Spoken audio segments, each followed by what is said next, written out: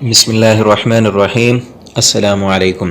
ترجمہ قرآن میں آج ہم سورہ آل عمران آیت نمبر 14 سے پڑھیں گے۔ پچھلے تمام اسباق جو ہے یوٹیوب پر چینل کی پلے لسٹ میں موجود ہیں۔ پہلا پارہ، دوسرا اور تیسرا ترتیب کے ساتھ سارے اسباق موجود ہیں۔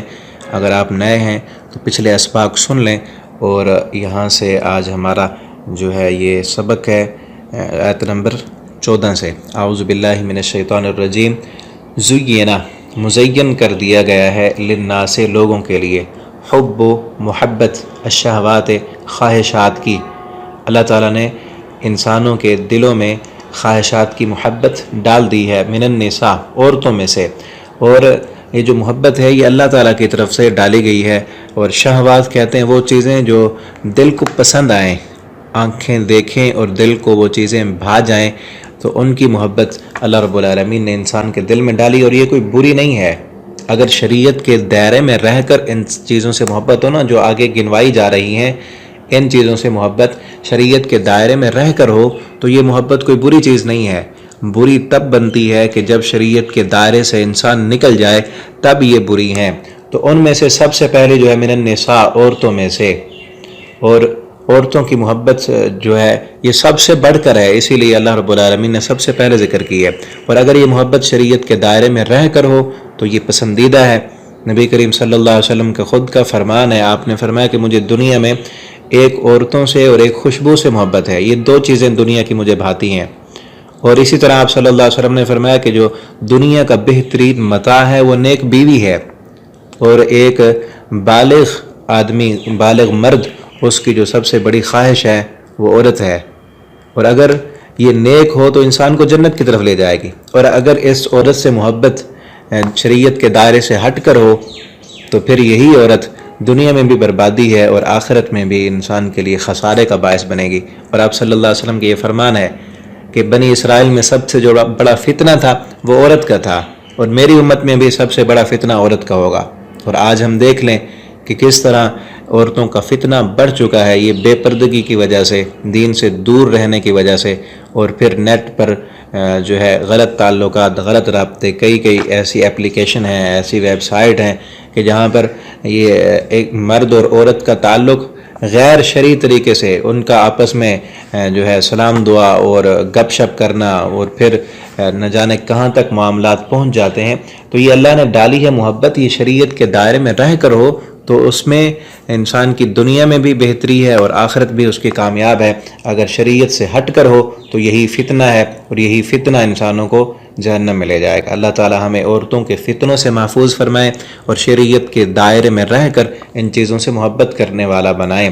تو یہ سب سے پہلے عورتیں، والبنین، اور بیٹوں کی محبت بھی ڈال دی گئی ہے، اولاد کی محبت ڈالی گئی ہے، والقناطیر، اور خزانہ، المقنطرہ، جو تیار کیا گیا ہے۔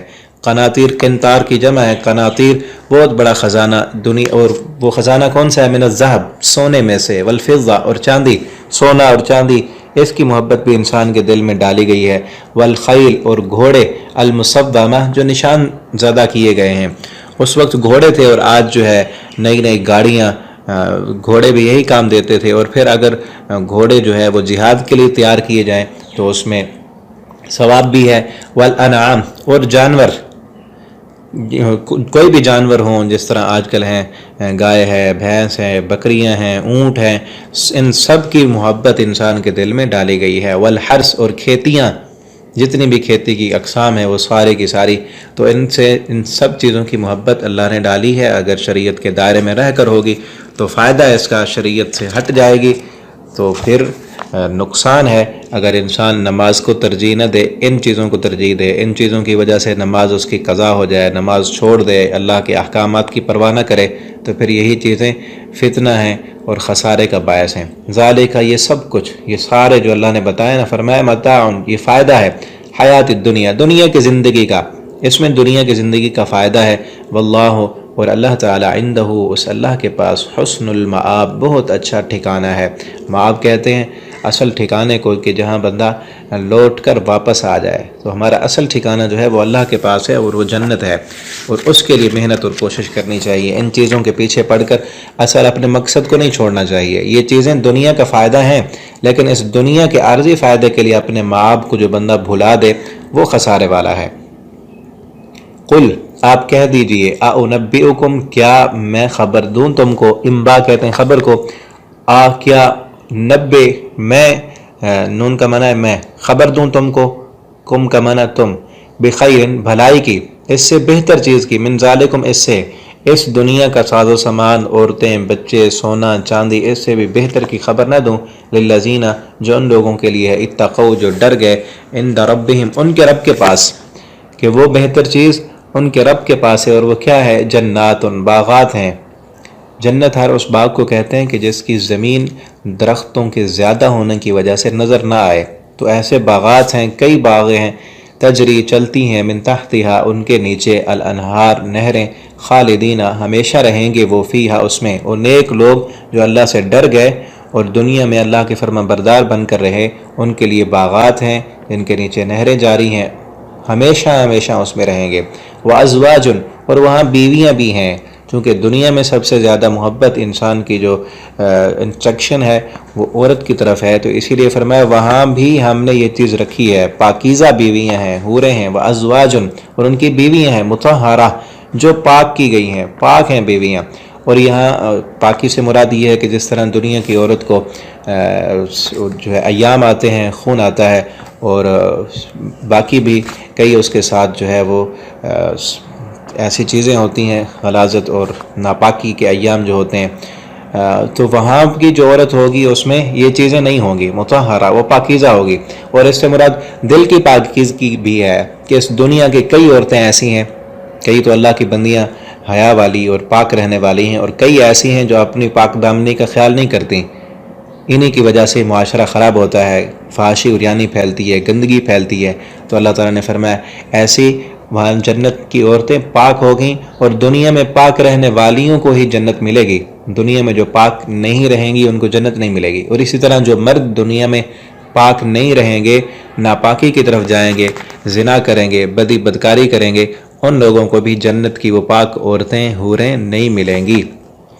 ورضوان، اور اللہ کی رضامندی ہے، من اللہ، اللہ کی طرف سے، اللہ رب العالمین ان کے لیے اپنی رضامندی کا اعلان کر دیں گے۔ واللہ، اور اللہ تعالیٰ، بصیر، دیکھنے والے ہیں، بالعباد، اپنے بندوں کو۔ الذین، وہ لوگ، اب یہ ساری نعمتیں جنت کی کن لوگوں کے لیے ہیں؟ الذین، وہ لوگ، یقولون، جو کہتے ہیں، ربنا، اے ہمارے رب، اننا، بے شک ہم، آمنا، ہم ایمان لائے۔ جو لوگ یہ کہتے ہیں کہ اللہ ہم ایمان لائے، فاغفر، پس تو بخش دے، لنا، ہمارے لیے، ذنوبنا، ہمارے گناہ۔ کہ یہ جنت کی نعمتیں ان لوگوں کے لیے ہیں جو لوگ یہ کہتے ہیں کہ اللہ، یقولون، کہتے ہیں، ہم ایمان لائے، تو ہمارے گناہ معاف کر دے، اور وقنا، تو ہمیں بچا، عذاب النار، آگ کے عذاب سے۔ ان لوگوں کے لیے ہے یہ ساری نعمتیں۔ اللہ رب العالمین ہمیں بھی ان لوگوں میں شامل فرما دیں، کہ ہمیں بھی کہنا چاہیے کہ اللہ تو ہمارے گناہ معاف کر دے، اللہ کی فرما برداری بھی کریں اور معافیاں بھی مانگیں۔ اور آگے مزید نشانی بیان کی، الصابرین، وہ صبر کرنے والے ہیں۔ پھر کہتے ہیں ہم ایمان لائے، تو پھر اس پر ڈٹ جاتے ہیں، استقامت اختیار کرتے ہیں، تکلیفیں اور مصیبتیں آئیں تو وہ برداشت کرتے ہیں۔ اور پھر صبر کی کئی قسمیں ہیں۔ پہلی قسم صبر کی یہ ہے کہ بندہ گناہوں سے صبر کرے، کہ گناہ کے اسباب بھی ہوں، حالات بھی ہوں، دل بھی بڑا کر رہا ہو، لیکن بندہ صبر کرے، گناہ نہ کرے، جھوٹ نہ بولے، حرام نہ کھائے، سود نہ لے، رشوت کے پیسے نہ لے، اور جتنے بھی گناہ کی قسمیں ہیں ان سب سے بندہ اپنے آپ کو گناہوں سے روک کر رکھے، یہ ہے صبر۔ اور دوسرا صبر ہے صبر فی الطاعہ، اطاعت کے کاموں پر صبر کرنا، بندہ نماز پڑھے اور ہمیشہ پڑھے، بندہ روزہ رکھے، ہمیشہ روزہ رکھے، اور جتنے بھی نیکی کے کام ہیں ان پر صبر کرے۔ اور تیسرا درجہ جو ہے صبر کا وہ ہے پھر ان کاموں پر آزمائشیں اور تکلیفیں آئیں تو ان کو سہ لے، جس طرح صحابہ کرام پر آئیں، تو یہ صبر کا اعلیٰ ترین درجہ ہے۔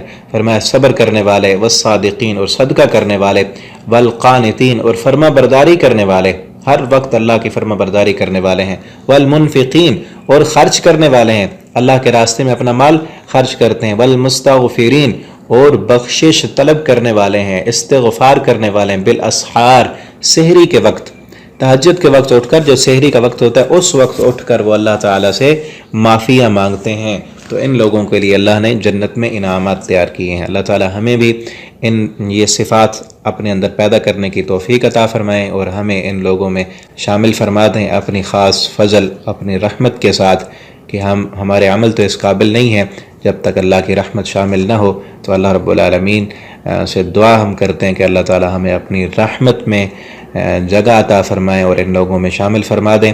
والسلام علیکم ورحمۃ اللہ وبرکاتہ۔